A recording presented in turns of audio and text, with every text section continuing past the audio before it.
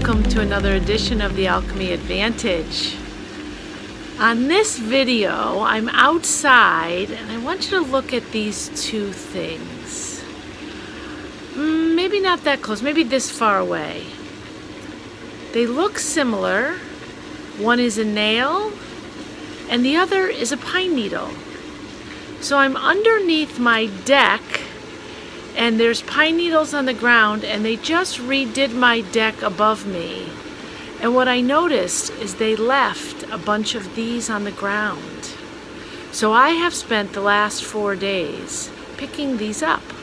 What's interesting is these rusty nails look very, very similar to pine needles. And just when I thought I got them all, like I might have picked up maybe 20 the first day, I went the second day, there was 20 more.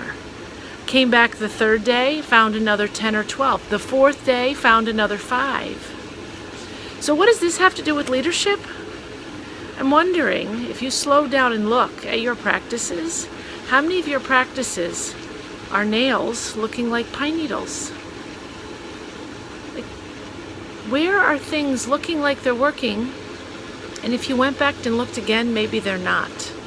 Or maybe there's more to pick up. Maybe there's more to clean up in your practices. I am astounded that with my eyes, I've come back 4 days and every day just when I think I've got it all cleaned up. I know exactly what's going on down here. No one's gonna hurt themselves. There's more nails. So as leaders, the journey of becoming a leader never ends. And get a little suspicious where you think you got it all handled, where you think you have a nice bed of soft pine needles. Maybe there's a nail or two in there that some coaching will help you discover. Slow it down, and as always, keep up the inspiring work.